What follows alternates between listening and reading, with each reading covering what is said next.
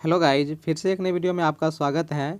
पिछले वीडियो में हम आपको इसमें कुल मिलाकर के 20 प्रश्नों को करवा दिए थे, तो उसको हम आपको 1-2 मिनट में रिवाइज करवा देंगे और उसके बाद आगे के प्रश्नों को हम देखेंगे। तो अगर आप बिहार बोर्ड के क्लास 10th में पढ़ रहे हैं और अगर आप मैट्रिक एग्ज़ाम की तैयारी कर रहे हैं तो बिल्कुल आप सही जगह पर हैं और यह वीडियो आपके लिए है।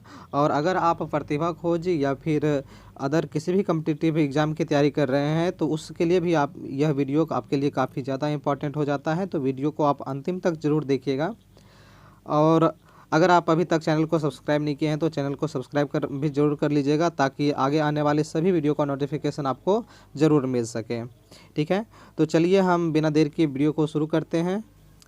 देखिए, पहला सवाल था आपका कि मनुष्य के शरीर का प्रतिरोध कितना होता है। देखिए, मनुष्य के शरीर का सामान्य प्रतिरोध 10,000 ओम होता है और अगर हमारा शरीर भींगा हुआ रहता है तो उस स्थिति में हमारे शरीर का प्रतिरोध 1000 ओम हो जाता है। और अगला सवाल था आपका, दूसरा सवाल था कि स्पष्ट दृष्टि की न्यूनतम दूरी कितनी होती है। तो स्पष्ट दृष्टि की न्यूनतम दूरी 25 सेंटीमीटर होती है। तीसरा सवाल था कि एलपीजी गैस क्या है। तो एलपीजी का फुल फॉर्म होता है लिक्विफाइड पेट्रोलियम गैस और इसके मुख्य अवयव होते हैं एथेन, प्रोपेन और ब्यूटेन, जिसमें ब्यूटेन जो है एलपीजी का मुख्य अवयव होता है। चौथा सवाल था आपका, विद्युत आवेश का एसआई मात्रक क्या होता है। देखिए, विद्युत आवेश जो होता है इसका एसआई मात्रक कूलम्ब होता है। इसमें हम आपको रिवाइज करवा रहे हैं इसलिए हम थोड़ा फास्ट चलेंगे। लेंस की क्षमता का मात्रक क्या होता है। तो लेंस की क्षमता का एसआई मात्रक डायोप्टर हो जाता है या फिर इसको प्रति मीटर एम्पर पावर -1 भी लिखा जाता है। ठीक है, तो इसको थोड़ा हम फास्ट करते जाते हैं। अगला सवाल था आपका, खाद्य सामग्रियों में विकृत गंधिता होती है। तो खाद्य सामग्री में विकृत गंधिता जो होती है वो खाद्य सामग्री के ऑक्सीकरण के कारण उसमें होती है। चलिए नेक्स्ट सवाल को देखते हैं। नेक्स्ट सवाल है, तत्वों के गुणधर्म उसकी परमाणु संख्या का होते हैं। तो तत्वों के गुणधर्म जो होते हैं वो उसके परमाणु संख्या के आवर्ती फलन होते हैं। चलिए नेक्स्ट सवाल को देखते हैं। अगला सवाल है, कार्बन के कितने अपर रूप होते हैं। तो कार्बन के मुख्य रूप से 2 अपर रूप होते हैं। ऐसे तो कार्बन के और भी अपर रूप होते हैं, लेकिन कार्बन के मुख्य रूप से 2 ही अपर रूप होते हैं। नेक्स्ट सवाल है, धोने के सोडा का आणविक सूत्र क्या होता है। तो देखिए, धोने का सोडा जो होता है उसका आणविक सूत्र हो जाता है Na2CO3 × 10H2O। इसमें हम पिछले वीडियो में आपको कुछ गलत बता दिए थे तो उसको आप सुधार लीजिएगा। और धोने के सोडा जो होता है इसका आणविक सूत्र होता है Na2CO3।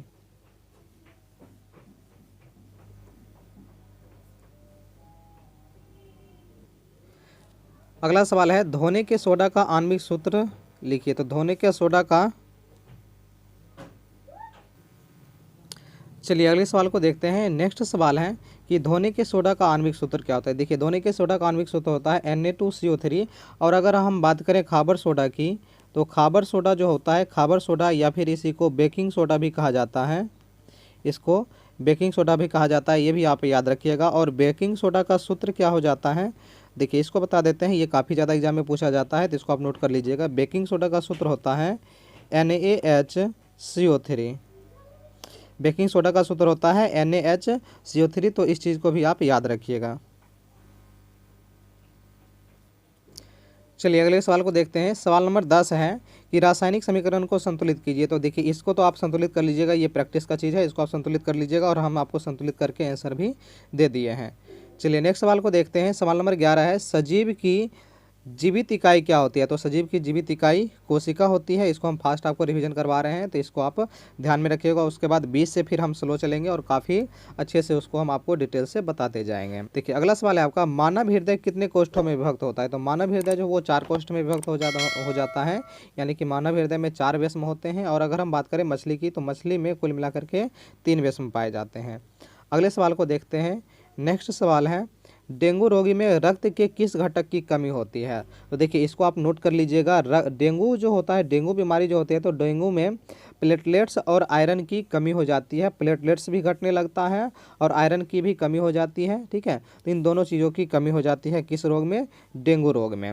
और जिसके कारण हमारे शरीर में ब्लड भी बनना कम हो जाता है, हमारे शरीर में ब्लड भी कम बनने लगता है। और याद रखिएगा, अगर हमारे शरीर में 50,000 प्रति ml कम, अगर मान लीजिए हमारे शरीर में प्रति ml 50,000 से कम अगर प्लेटलेट्स होते हैं तो हमारी मृत्यु भी हो सकती है। और हमारे शरीर में कम से कम 2 से 3 लाख प्रति ml प्लेटलेट्स होना चाहिए, इस चीज़ को भी आप याद रखिएगा। चलिए अगले सवाल की ओर बढ़ते हैं। नेक्स्ट सवाल है कि एटीपी का फुल फॉर्म क्या होता है। देखिए एडीपी का फुल फॉर्म हो जाता है, एटीपी का फुल फॉर्म होता है एडिनोसाइन ट्राइफॉस्फेट। ठीक है, स्पेलिंग आप याद रखिएगा। अगले सवाल को देखते हैं, पौधे में गैस का विनिमय किसके द्वारा होता है। देखिए पौधों में गैस का विनिमय जो हो वो रंध्र या वातरंध्र के द्वारा होता है। पौधों में गैस का विनिमय रंध्र या वातरंध्र के द्वारा होता है। अगले सवाल को देखते हैं। नेक्स्ट सवाल है, मोटर गाड़ी चालक के सामने कौन सा दर्पण लगा होता है। तो मोटर गाड़ी चालक जो होते हैं उनके सामने उत्तल लेंस लगा हुआ होता है। अगले सवाल को देखते हैं। नेक्स्ट सवाल है, प्रकाश के अपवर्तन के नियम, मतलब प्रकाश के अपवर्तन के कितने नियम होते हैं। तो प्रकाश के अपवर्तन के 2 नियम होते हैं। अगले सवाल को देखते हैं। नेक्स्ट सवाल पे विद्युत ऊर्जा का व्यावसायिक मात्रक क्या होता है। तो देखिए विद्युत ऊर्जा का व्यावसायिक मात्रक होता है, नेक्स्ट सवाल है, विद्युत ऊर्जा का व्यावसायिक मात्रक क्या है। तो विद्युत ऊर्जा का व्यावसायिक मात्रक होता है किलोवाट घंटा। इसको आप KWH भी लिख सकते हैं, किलोवाट घंटा को। अगले सवाल को देखते हैं। नेक्स्ट सवाल है आपका सवाल नंबर 19, एड्स का पूर्ण रूप क्या होता है, यानी कि एड्स का पूरा नाम क्या होता है। यानी यहाँ पे आपको इसका फुल फॉर्म पूछा जा रहा है। तो एड्स का फुल फॉर्म होता है एक्वायर्ड इम्यूनो डेफिशिएंसी सिंड्रोम। इसका स्पेलिंग आप याद जरूर रखिएगा, स्पेलिंग में आपको मिस्टेक नहीं करना है। और चलिए अगले सवाल को देखते हैं। नेक्स्ट सवाल है, किस लेंस को अपसारी लेंस कहा जाता है। तो देखिए अवतल लेंस जो होता है, अवतल लेंस को अपसारी लेंस कहा जाता है। और याद रखिएगा उत्तल लेंस जो होता है, अगर हम उत्तल लेंस की बात करते हैं तो उत्तल लेंस को अभिसारी लेंस कहा जाता है। उत्तल लेंस को क्या कहा जाता है, अभिसारी लेंस कहा जाता है। इसे भी आप याद रखिएगा। तो चलिए पिछले वीडियो में हम आपको जितने भी सवाल कुल मिला करके 20 सवाल को करवाए थे और उसका हम आपको रिवीजन करवा दिए हैं। अब हम आगे चलिए अगला सवाल है आपका। नेक्स्ट सवाल है कि यसद लेपन किसे कहते हैं। सवाल नंबर 21 में आपसे पूछा जा रहा है कि यसद लेपन किसे कहते हैं। देखिए यसद लेपन क्या होता है, जब किसी धातु पर कॉपर की परत चढ़ा दी जाती है तो उसको यसद लेपन कहा जाता है। अब कॉपर की परत क्यों चढ़ाई जाती है, क्योंकि देखिए अगर किसी धातु पर कॉपर की परत चढ़ा दी जाती है तो वह क्या होता है, धातु सुरक्षित हो जाता है और उसका संक्षारण नहीं होता है। क्या होता है, उसका संक्षारण नहीं होता है। तो संक्षारण से बचाने के लिए उस पर क्या किया जाता है, कॉपर का परत चढ़ा दिया जाता है, जिससे उसका संक्षारण रुक जाता है। और संक्षारण को रोकने की प्रक्रिया ही क्या कहलाता है, यसद लेपन कहलाता है। यसद लेपन को गैल्वनीकरण भी कहा जाता है, इसे भी आप याद रखिएगा। यसद लेपन को क्या कहा जाता है, गैल्वनीकरण कहा जाता है। ठीक है, यसद लेपन और गैल्वनीकरण दोनों का दोनों एक ही होता है, तो इसमें आपको कंफ्यूज नहीं होना है। तो इस चीज़ को आप याद रखिएगा। और ये एग्जाम में आपको हो सकता है पूछा जा सकता है, 2 नंबर का भी आपको ये सवाल पूछ सकता है। तो इस चीज़ को आप याद रखिएगा। यसद लेपन को ही गैल्वनीकरण कहा जाता है और गैल्वनीकरण का मतलब होता है कि किसी भी धातु पर कॉपर की परत चढ़ा देना। ठीक है, चलिए अगले सवाल को देखते हैं। सवाल नंबर 22 में आपसे पूछा जा रहा है कि प्लास्टर ऑफ पेरिस का आणविक सूत्र क्या होता है। देखिए प्लास्टर ऑफ पेरिस का आणविक सूत्र क्या हो जाता है। तो प्लास्टर ऑफ पेरिस का आणविक सूत्र होता है CaSO4 × 1/2 H2O। ठीक है, क्या होता है, CaSO4 × 1/2 H2O। देखिए प्लास्टर ऑफ पेरिस को कैल्शियम सल्फेट सेमी हाइड्रेट भी बोला जाता है, इसे आप याद रखिएगा। क्या कहा जाता है इसे, कैल्शियम सल्फेट सेमी हाइड्रेट भी इसको बोला जाता है। अब अगर हम बात करते हैं प्लास्टर ऑफ पेरिस प्राप्त किससे होता है, तो देखिए प्लास्टर ऑफ पेरिस जो होता है ये जिप्सम से प्राप्त होता है। किससे प्राप्त होता है, जिप्सम से प्राप्त होता है। जिप्सम का सूत्र क्या हो जाता है, तो जिप्सम का सूत्र होता है CaSO4 × 2H2O। और होता क्या है, जब हम जिप्सम को 120 डिग्री सेल्सियस तक गर्म करते हैं, जब हम क्या करते हैं, कैल्शियम सल्फेट यानी कि प्लास्टर ऑफ पेरिस को जब हम 120 डिग्री सेल्सियस तक जब हम इसे गर्म करते हैं तो हमें क्या प्राप्त होता है, प्लास्टर ऑफ पेरिस प्राप्त हो जाता है। अब देखिए प्लास्टर ऑफ पेरिस कैसे प्राप्त होता है, जब इसे 120 डिग्री सेल्सियस तक गर्म किया जाता है तो हमें प्राप्त होता है CaSO4 × 1/2 H2O, यानी कि हाफ जो होता है ये आपको H2O प्राप्त हो जाता है और 3/2 H2O जो होता है ये इससे मुक्त हो जाता है। यानी कि आप कह सकते हैं कि 1.5 अणु, जब आप प्लास्टर ऑफ पेरिस बनाने के लिए जब आप जिप्सम को 120 डिग्री सेल्सियस तक गर्म करते हैं तो होता क्या है, इससे 1.5 अणु जल जो होते हैं वो बाष्पीकृत होकर के वो निकल जाते हैं और इससे, और आधा अणु क्या होता है, जल बच जाता है और वही आपका क्या होता है, प्लास्टर ऑफ पेरिस होता है। अब अगर हम प्लास्टर ऑफ पेरिस की बात करें, इसका उपयोग कहाँ पे किया जाता है, तो देखिए प्लास्टर ऑफ पेरिस जो होता है इसका उपयोग मुख्य रूप से कहाँ पे करते हैं, तो जैसे जो भी हड्डियाँ होती है, हड्डियाँ अगर किसी का टूट जाता है तो हड्डियों के मरम्मत में किया जाता है, यानी कि हड्डियों का जो प्लास्टर किया जाता है, हड्डियाँ अगर किसी का टूट जाए तो उसका प्लास्टर करने के लिए क्या होता है, इसका उपयोग किया जाता है प्लास्टर ऑफ पेरिस का। और प्लास्टर ऑफ पेरिस का उपयोग जो है, जैसे लकड़ियाँ जो होती हैं, हम बात करें तो जो भी लकड़ी होती है तो लकड़ियों में जो कुछ कुछ छिद्र होते हैं, तो उन छिद्रों को भरने के लिए जो फर्नीचर बनाने वाले जो भी लोग होते हैं तो वो लोग क्या करते हैं, उसके गड्ढों को भरने के लिए भी इसका इस्तेमाल करते हैं। और खिड़कियाँ जो होती है तो खिड़की में कहीं कहीं अगर छेद रह जाता है तो उस छिद्र को भी भरने के लिए प्लास्टर ऑफ पेरिस का उपयोग किया जाता है। या फिर अगर मान लीजिए दीवार में कहीं छिद्र रह जाता है, अगर कहीं दीवार में छिद्र रह जाए तो उन छिद्र को भरने के लिए भी पीओपी यानी कि प्लास्टर ऑफ पेरिस का उपयोग किया जाता है। प्लास्टर ऑफ पेरिस को याद रखिएगा, इसको शॉर्टकट में पीओपी भी कहा जाता है। ठीक है, चलिए नेक्स्ट सवाल को देखते हैं। सवाल नंबर 23, इसमें आपसे पूछा जा रहा है कि समीकरण को क्या करना है, इसको संतुलित करना है। तो इस समीकरण को संतुलित करने के लिए आप क्या करेंगे, इस चीज़ को तो आपको याद ही रखना चाहिए। सवाल नंबर 23 में आपको समीकरण को संतुलित करना है, तो सबसे पहले आपको इस समीकरण को पहचानने के लिए आना चाहिए। देखिए ये जो समीकरण है, ये समीकरण किसका है, तो ये जो है ये एक प्रकाश संश्लेषण का समीकरण है। और प्रकाश संश्लेषण का जब भी समीकरण आए तो इसको संतुलित करने के लिए जो है सो आपको ये याद ही रखना चाहिए, जो आपके लिए काफ़ी ज़्यादा अच्छा होगा। तो इसे संतुलित करने के लिए आप क्या करेंगे, कार्बन डाइऑक्साइड में 6 लगा दीजिए और जल के आगे 12 लगा दीजिए। उसके बाद ग्लूकोज में आपको कुछ भी नहीं लगाना है। उसके बाद फिर आप इधर जो है जल बनता है तो जल के अणु के आगे भी आप क्या कीजिए, 6 लगा दीजिए और ऑक्सीजन के अणु के आगे भी 6 लगा दीजिए। तो ये आपका समीकरण संतुलित हो जाएगा। तो इस चीज़ को आप याद ही रखिएगा, एग्जाम में ये बार बार पूछे भी जाते हैं, तो इस चीज़ को आपको याद ही रखना है।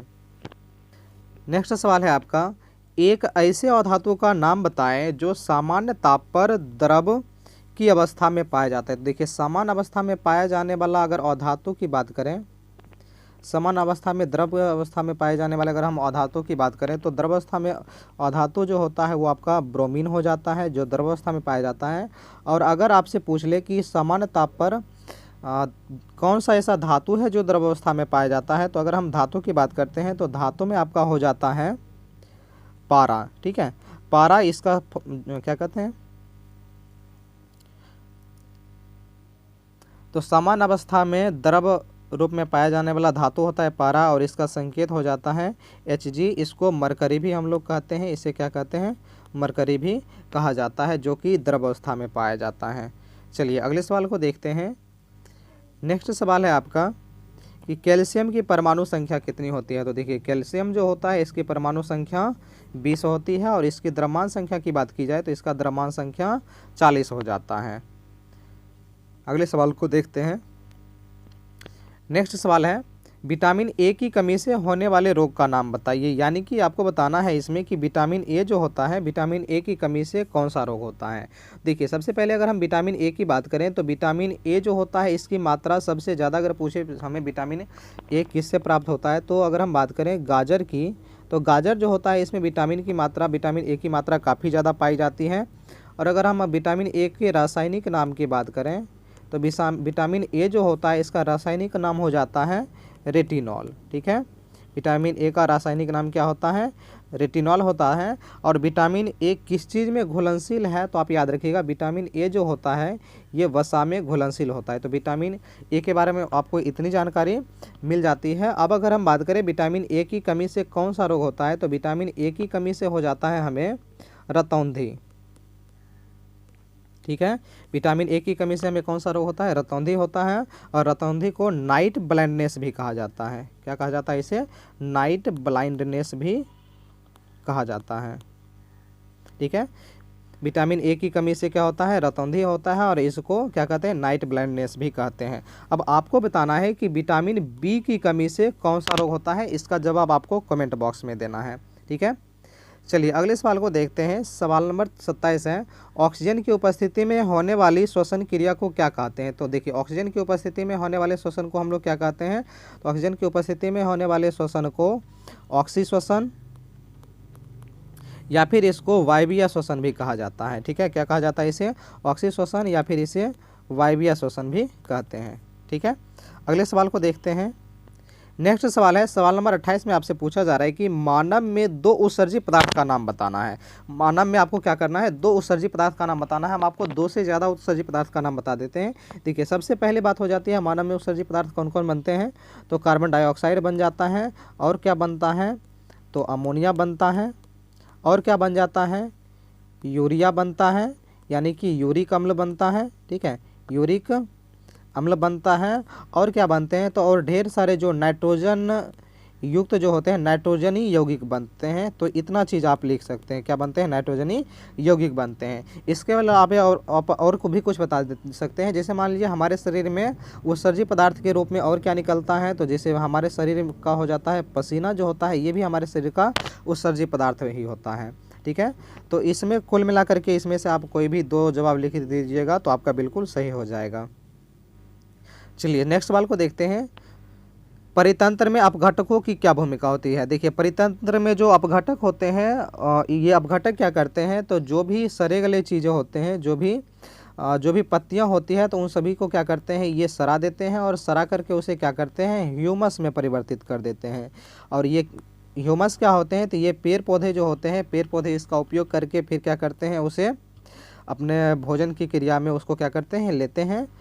तो अपघटक जो होते हैं, अपघटक आपके लिए किस चीज़ के लिए इम्पोर्टेंट हो जाता है, तो ये मुख्य रूप से प्रकृति के लिए इम्पोर्टेंट हो जाता है, महत्वपूर्ण है।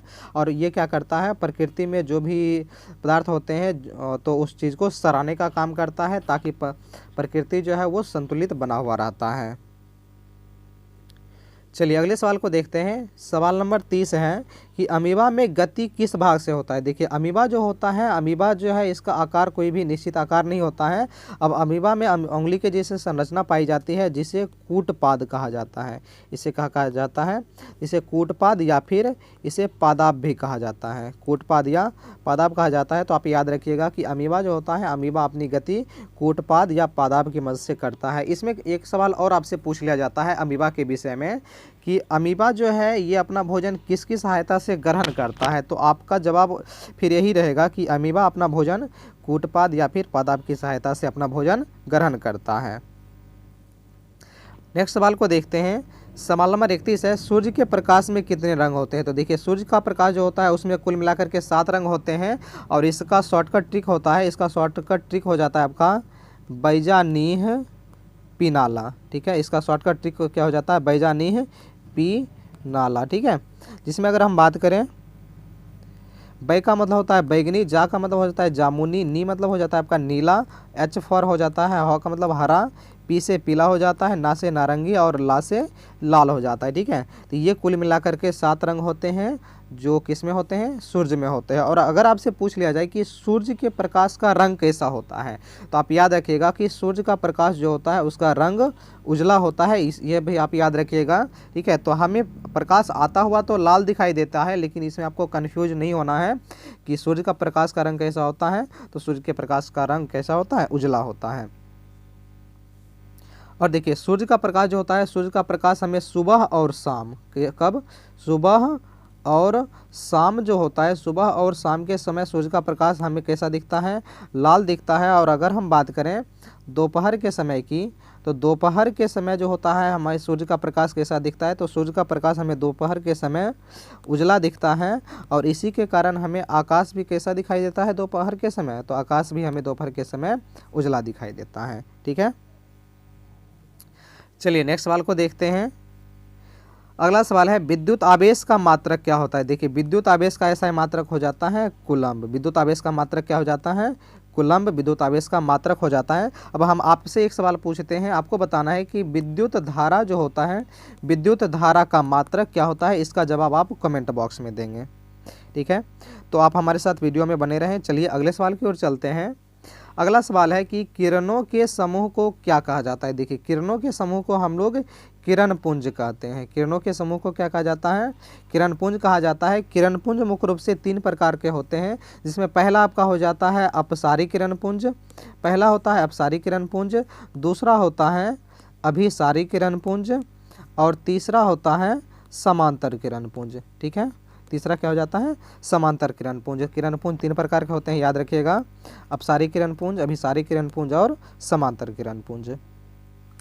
तो चलिए नेक्स्ट सवाल को देखते हैं। और अगर अभी तक आप चैनल को सब्सक्राइब नहीं किए हैं तो चैनल को सब्सक्राइब जरूर कर लीजिएगा, ताकि आप हमारे साथ जुड़े रहें और साइंस को दुनिया में धमाल मचाने के लिए बिल्कुल तैयार रहें। ठीक है, तो चलिए अगले सवाल को देखते हैं। नेक्स्ट सवाल है लेंस का सूत्र क्या होता है। देखिए लेंस का सूत्र हो जाता है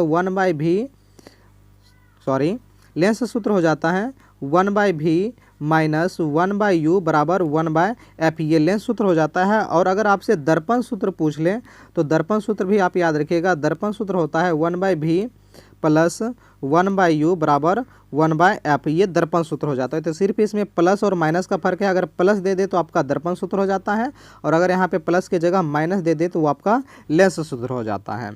चलिए अगले सवाल की ओर चलते हैं। नेक्स्ट सवाल है मानव नेत्र के उस भाग का नाम लिखें जिस पर किसी भी वस्तु का प्रतिबिंब बनता है। तो आप याद रखिएगा मानव नेत्र का कौन सा भाग वो हो जाता है। तो मानव नेत्र के किस भाग पर प्रतिबिंब बनता है। तो प्रतिबिंब जो होता है मानव नेत्र के रेटिना पे बनता है। ठीक है, प्रतिबिंब कहाँ बनता है, मानव नेत्र के रेटिना पे किसी भी वस्तु का प्रतिबिंब बन जाता है। अब हम आँख की बात करें तो आँख के विषय में कुछ चीज़ों को आप याद रखिएगा। जैसे अगर आपसे पूछ ले कि हमारे आँख में प्रतिबिंब लगभग कितने समय तक के लिए रहता है, तो आप याद रखिएगा हमारे आँख में जो प्रतिबिंब होता है वह एक प्रतिबिंब 1/10 सेकेंड के लिए रहता है, या फिर इसको आप 0.1 सेकेंड भी बोल सकते हैं। और अगर आपसे पूछ लिया जाए कि हमारे आँख के किस भाग को दान किया जाता है, तो हमारे आँख के कॉर्निया वाले भाग को क्या किया जाता है, दान किया जाता है। हमारे आँख में कौन सा लेंस लगा हुआ होता है, तो हमारे आँख में कौन सा लेंस होता है, हमारे आँख में उत्तल लेंस लगा हुआ होता है। ठीक है, इन सभी पॉइंट को आप याद रखिएगा। ये सभी के सभी पॉइंट जो है आपके लिए मोस्ट VVI है जो यहाँ पे पूछे जाते हैं। और थोड़ा सा हम अगर आँख की बात कर लें, देखिए हमारे आँख का न्यूनतम बिंदु क्या होता है। तो हमारे आँख का न्यूनतम बिंदु हो जाता है 25 सेंटीमीटर। और ये सवाल बहुत बार एग्जाम में पूछा जा चुका है, तो इस चीज़ को आप हमेशा अपने माइंड में याद रखिएगा। और हमारे आँख का दूर बिंदु क्या होता है, अगर आपसे दूर बिंदु पूछ ले तो हमारे आँख का दूर बिंदु हो जाता है अनंत। हमारे आँख का दूर बिंदु क्या होता है, इन्फिनिटी, यानी कि अनंत होता है। अब हमारे आँख में कुल मिलाकर के 3 प्रकार के दृष्टि दोष होते हैं। ये दृष्टि दोष कौन कौन से होते हैं, चलिए इसको भी हम विस्तार से आपको बता देते हैं। तो देखिए हमारे आँख जो होते हैं इसमें कुल मिलाकर के 3 दृष्टि दोष होते हैं। कौन कौन होता है, पहला तो हो जाता है आपका निकट दृष्टि दोष, दूसरा होता है दूर दृष्टि दोष, और तीसरा होता है जरा दृष्टि दोष। अगर हम निकट दृष्टि दोष की बात करें तो निकट दृष्टि दोष के निवारण के लिए हम लोग अवतल लेंस का उपयोग करते हैं, और दूर दृष्टि दोष के निवारण के लिए हम लोग उत्तल लेंस का उपयोग कर लेते हैं। और जरा दृष्टि दोष की अगर बात की जाए तो इस दोनों को आप मिला दीजिए, और दोनों को मिला करके इसे बोला जाता है बाईफोकल लेंस। क्या कहा जाता है इसे, बाईफोकल लेंस इसे कहा जाता है, यानी कि बाइफोकल लेंस, या फिर इसे आप द्विफॉक्सी लेंस भी कह सकते हैं। क्या कह सकते हैं, द्विफॉक्सी लेंस भी कह सकते हैं। या फिर अगर आपको दे दे कि जरा दृष्टि दोष को दूर करने के लिए किस लेंस का उपयोग किया जाता है, तो अवतल लेंस और उत्तल लेंस दोनों लेंस का उपयोग करते हैं, इसलिए इसको बाइफोकल लेंस भी कह देते हैं या फिर द्विफॉक्सी लेंस भी कह देते हैं। और दोनों नहीं रहे तो उत्तल लेंस अवतल लेंस दोनों अगर मिला करके दे दे तो भी आपका जवाब सही हो जाएगा। ठीक है, चलिए अब अगले सवाल की ओर चलते हैं। अगले सवाल को देख लेते हैं। नेक्स्ट सवाल है सवाल नंबर 36, एनोडीकरण क्या है। ये भी सवाल आपके लिए मोस्ट VVI है, तो इसे आप अपने कॉपी में ज़रूर नोट कर लीजिएगा। और आगे आने वाले एग्जाम में इस सवाल के पूछे जाने की संभावना आपके लिए बहुत ही ज़्यादा बढ़ जाती है। एनोडीकरण क्या होता है, देखिए क्या होता है, जब किसी भी धातु पर एल्यूमिनियम की परत चढ़ाई जाती है, जब किसी भी धातु पर क्या होता है, एल्यूमिनियम की परत चढ़ा दी जाती है, तो इस प्रक्रिया को ही क्या कहा जाता है, एनोडीकरण कहा जाता है। फिर से आप सुन लीजिएगा। और इसे किस प्रक्रिया के द्वारा चढ़ाया जाता है, तो इसको जो है विद्युत अपघटन की क्रिया के द्वारा चढ़ाया जाता है। ठीक है, किस क्रिया के द्वारा चढ़ाया जाता है, तो विद्युत अपघटन की क्रिया के द्वारा चढ़ाया जाता है। तो एनोडीकरण क्या होता है हम आपको फिर से बता दे रहे हैं, और इसको आप अपने कॉपी में ज़रूर नोट कर लीजिए। देखिए जब किसी भी धातु पर क्या होता है, जब किसी भी धातु पर एल्यूमिनियम की परत चढ़ा दी जाती है तो इस प्रक्रिया को एनोडीकरण कहते हैं। या फिर इसे आप इस तरह से भी लिख सकते हैं कि जब किसी भी धातु पर विद्युत अपघटन की क्रिया के द्वारा एल्यूमिनियम की परत चढ़ाई जाती है तो इस क्रिया को एनोडीकरण कहा जाता है। ठीक है, और एल्युमिनियम की परत क्यों चढ़ाई जाती है, ताकि उसका संक्षारण नहीं हो सके। तो इसमें आपसे एक सवाल और पूछ लेगा ऑब्जेक्टिव में कि एनोडीकरण में किस धातु का इस्तेमाल होता है, तो एनोडीकरण जो होता है इसमें एल्युमिनियम धातु का इस्तेमाल किया जाता है। चलिए अगले सवाल को देखते हैं। सवाल नंबर 37।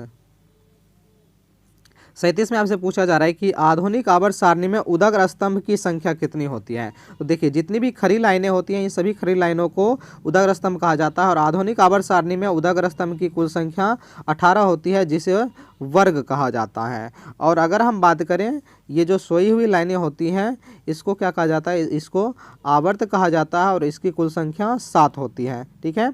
और देखिए अगर आपसे पूछ ले, इसमें एक और सवाल पूछता है जो काफ़ी ज़्यादा महत्वपूर्ण है, इसे आप नोट कीजिएगा। पूछ लेता है कि जैसे मेंडलीव की जो आवर्त सारणी थी, मेंडलीव की आवर्त सारणी में वर्ग की देखिए मेंडलीव जो है, मेंडलीव की आवर्त सारणी में देखिए वर्ग नहीं थे। तो मेंडलीव की आवर्त सारणी में अगर आपसे पूछ लिया जाए कि मेंडलीव की सारणी में उदग्र स्तंभ को क्या कहा जाता था, तो मेंडलीव की आवर्त सारणी में उदग्र स्तंभ जो थे इसको समूह कहा जाता था। ठीक है। वहाँ पे आपका वर्ग जो है, आपको ऑप्शन में वर्ग भी दिया रहता है तो वर्ग जो है ये बिल्कुल गलत हो जाएगा। ठीक है। तो आपको वर्ग नहीं लगाना है। मेंडलीव की आवर्त सारणी में उदग्र स्तंभ जो थे इसको क्या कहा जाता था, समूह, यानी कि इसे ग्रुप कहा जाता है। ठीक है। क्या कहा जाता था, इसे ग्रुप कहा जाता था। और अगर आपसे पूछ ले कि मेंडलीव की आवर्त सारणी में आवर्त की कुल संख्या कितनी थी, तो आवर्त की संख्या जो अभी है उतनी ही संख्या मेंडलीव की आवर्त सारणी में भी थी, यानी कि आवर्त सारणी में मेंडलीव की आवर्त सारणी में आवर्त की कुल संख्या 7 थी। चलिए अगले सवाल को देखते हैं। नेक्स्ट सवाल है एल्केन का समान सूत्र क्या होता है। देखिए एल्केन का समान सूत्र हो जाता है CnH2n+2, ये एल्केन का समान सूत्र हो जाता है। और CnH2n ये किसका होता है, तो ये एल्कीन का समान सूत्र हो जाता है। और CnH2n-2 ये एल्काइन का समान सूत्र हो जाता है। तो इन चीज़ों को आप याद रखिएगा। चलिए अगले सवाल को देखते हैं। नेक्स्ट सवाल है सोडा अम्ल अग्निशामक का उपयोग कहाँ किया जाता है। देखिए सोडा अम्ल अग्निशामक का उपयोग कहाँ किया जाता है, तो इसको आप नोट ही करके रखिएगा। ठीक है। इसका उपयोग जो है मुख्य रूप से जो नाविक के जहाज होते हैं, तो नाविक का जो जहाज होता है उन जहाज़ों में क्या होता है, सोडा अम्ल अग्निशामक का उपयोग किया जाता है। मतलब सोडा अम्ल, इसमें कौन सा सोडा होता है, तो NaHCO3, यानी कि ये जो बेकिंग सोडा होता है, बेकिंग सोडा का उपयोग अग्निशामक में किया जाता है। ठीक है। और ये मुख्य रूप से किस में किया जाता है, तो नाविक के जो जहाज होते हैं उसमें इसका उपयोग किया जाता है। चलिए नेक्स्ट सवाल को देख लेते हैं। अगला सवाल है बेकिंग सोडा का सूत्र क्या होता है। देखिए इसको अभी हम तुरंत बताएं आपको। बेकिंग सोडा का रासायनिक सूत्र हो जाता है NaHCO3, ये बेकिंग सोडा का रासायनिक सूत्र होता है। और आपसे अगर इसका रासायनिक नाम पूछ ले कि बेकिंग सोडा का रासायनिक नाम क्या होता है, तो देखिए बेकिंग सोडा का रासायनिक नाम हो जाता है sodium hydrogen carbonate. Baking soda का रासायनिक नाम क्या होता है, सोडियम हाइड्रोजन कार्बोनेट, ये बेकिंग सोडा का रासायनिक नाम होता है। चलिए नेक्स्ट सवाल को देखते हैं। अगला सवाल है आपका सवाल नंबर 41, एड्स का पूर्ण रूप क्या होता है। देखिए एड्स जो होता है, एड्स का पूर्ण रूप हो जाता है एक्वायर्ड इम्यूनो डेफिशिएंसी सिंड्रोम। क्या होता है, एक्वायर्ड इम्यूनो डेफिशिएंसी सिंड्रोम। इस स्पेलिंग को आप जरूर याद रखिएगा और अपने कॉपी में नोट कर लीजिएगा। इसको आपको बिल्कुल भी भूलना नहीं है, क्योंकि एग्जाम में क्या होता है, एग्जाम में स्पेलिंग ही क्या करता है, आपको थोड़ा सा अलग लेकर के दे देता है, जिससे वो आपको एग्जाम में एग्जामिनर क्या करते हैं, फंसा लेते हैं। अब एड्स किसके कारण होता है, देखिए एड्स जो होता है ये एक वायरस संचारित रोग होता है। क्या होता है, ये एक वायरस संचारित रोग होता है और यह HIV यानी कि ह्यूमन इम्यूनो डेफिशिएंसी वायरस के कारण क्या होता है, एड्स नामक रोग होता है। और ये मुख्य रूप से फैलते किसके कारण है, इसके फैलने का 2 कारण होता है। एक तो ये रक्त से फैल जाता है और दूसरा इसका कारण होता है, दूसरा फैलने का कारण होता है लैंगिक क्रिया। ठीक है। तो लैंगिक क्रिया के दौरान भी क्या होता है, ये रोग फैलता है। चलिए अगले सवाल को देखते हैं। चलिए नेक्स्ट सवाल की ओर चलते हैं। सवाल नंबर 22, इसमें क्या है, पादपों में निषेचन की क्रिया कहाँ होती है। तो देखिए अगर हम पादप की बात करें तो पादप में निषेचन की क्रिया किस में होती है, तो पादप का जो स्त्रीकेसर वाला भाग होता है जिसे बीजांड कहा जाता है, क्या कहा जाता है, बीजांड कहा जाता है। तो आप याद रखिएगा कि पादप के बीजांड में क्या होता है, बीजांड में ही निषेचन की क्रिया पूर्ण होती है। ठीक है। चलिए नेक्स्ट सवाल को देखते हैं। अगला सवाल है कि आनुवांशिकी के जनक कौन है। तो देखिए ये तो बहुत ही महत्वपूर्ण सवाल हो जाता है आपके लिए और बहुत बार इसको एग्जाम में पूछा भी जा चुका है, तो इसको आप जरूर याद रखिएगा और बहुत ही आसान सवाल भी है। ठीक है। अनुवांशिकी का जनक किसे कहा जाता है, तो अनुवांशिकी के जनक कहलाते हैं ग्रेगर जॉन मेंडल साहब। कौन कहलाते हैं, ग्रेगर जॉन मेंडल, ये क्या कहलाते हैं, अनुवांशिकी के जनक कहलाते हैं, ठीक है। और इन्होंने ही क्या किया था, सबसे पहले अपने प्रयोग के लिए किस पौधे का चयन किया था, तो मटर के पौधे का चयन किया था।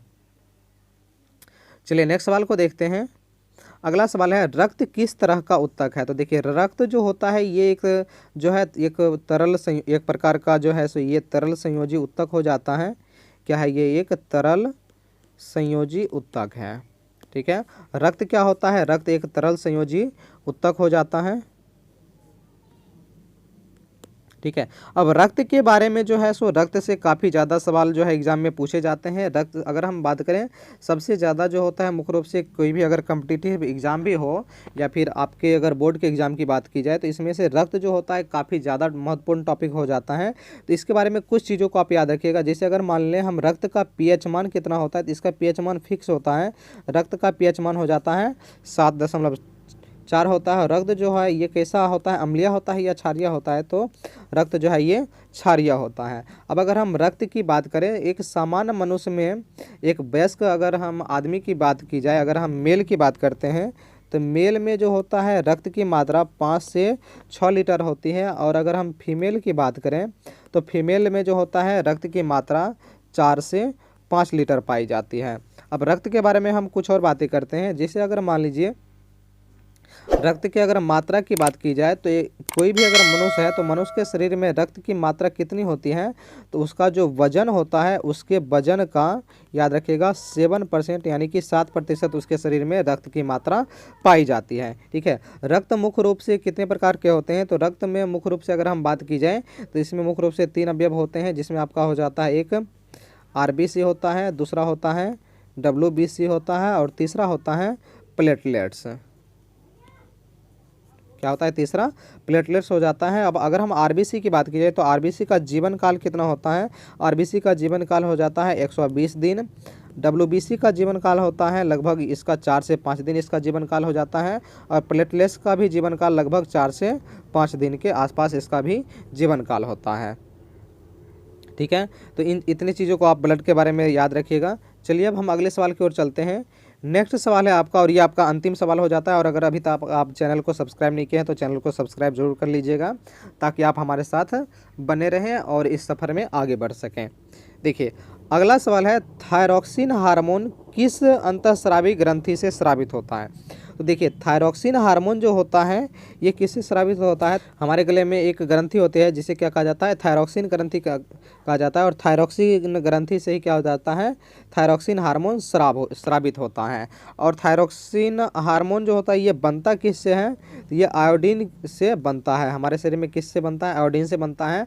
और जब कभी हमारे शरीर में आयोडीन की कमी हो जाती है तो आयोडीन की कमी होने से थायराइड ग्रंथियाँ जो होती है वो फूलने लगती हैं, जिसके कारण हमारे शरीर में क्या होता है, घेघा नामक रोग हो जाता है। क्या होता है, घेघा हो जाता है। और इसी घेघा को क्या कहा जाता है, ग्वाइटर भी कहा जाता है। क्या कहा जाता है, इसी घेघा को ग्वाइटर भी कहा जाता है। तो चलिए इसी सवाल के साथ हम इस वीडियो को समाप्त करते हैं। और अगर अभी तक आप इस चैनल को सब्सक्राइब नहीं किए हैं तो चैनल को सब्सक्राइब जरूर कर लीजिए। ठीक है, मिलते हैं हम लोग नेक्स्ट वीडियो में। जय हिंद।